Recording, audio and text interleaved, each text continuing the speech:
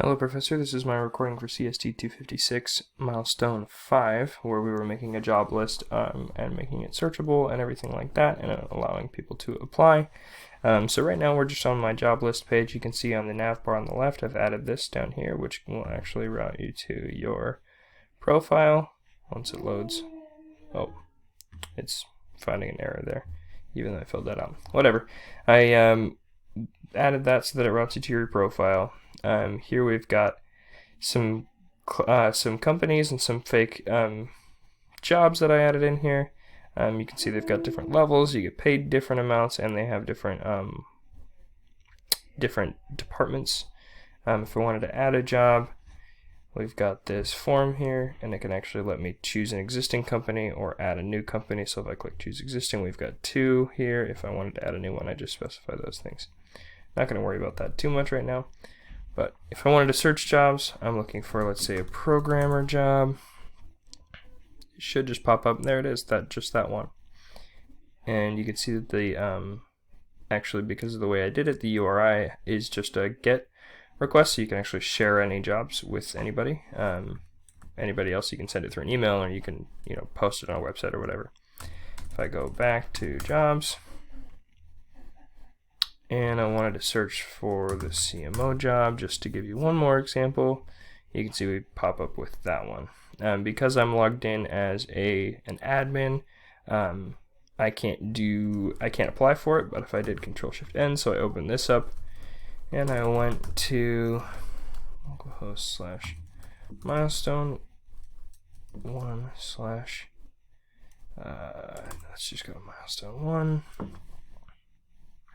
So here we are. If I log in as the other user that I have in there, which is HP83, and password is Voldemort sucks, and then wait for it to load.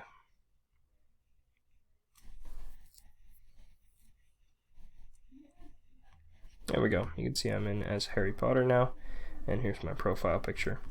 If I click on jobs now, we get a slightly different view where I can see details of each one. And I can't see that add job button because I'm not an admin. But if I click on details for this one for a programmer, you can see I get all those details, and I can click apply. And it tries to send me back to my profile. Oh, it sent me back there. Perfect. And eventually I want to add a tab here that lets you see what jobs you've applied for.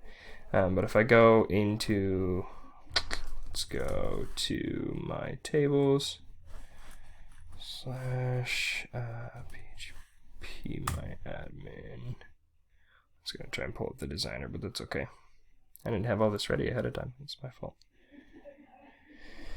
But if we go in here and we go into the tables,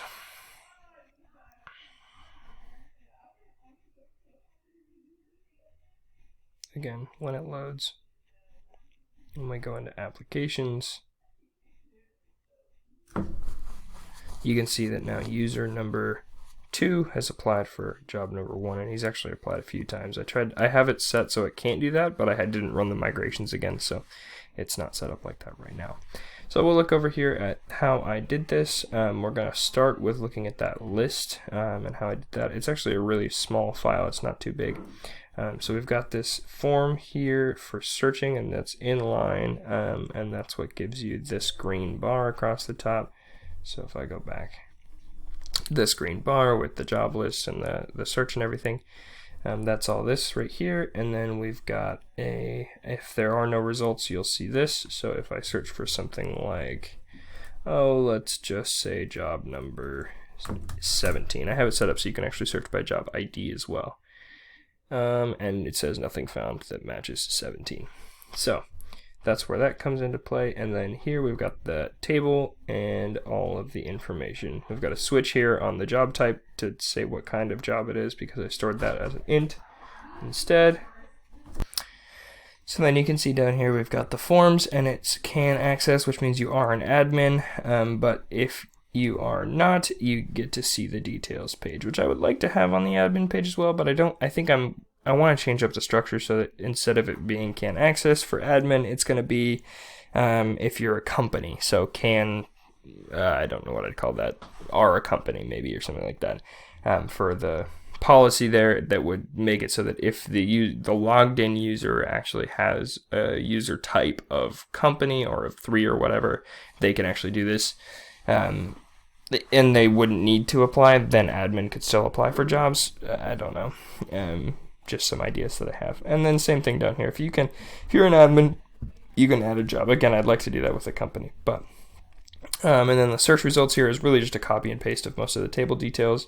Took away the search bar at the top and took away like I guess I did leave the add button down there. But everything else is the same then. So wanted to show my migrations for like the companies table, which is just a company name and a company image, the create jobs table, which has a user ID who created it, all the information there, and then it's actually storing that company ID, which references the companies table.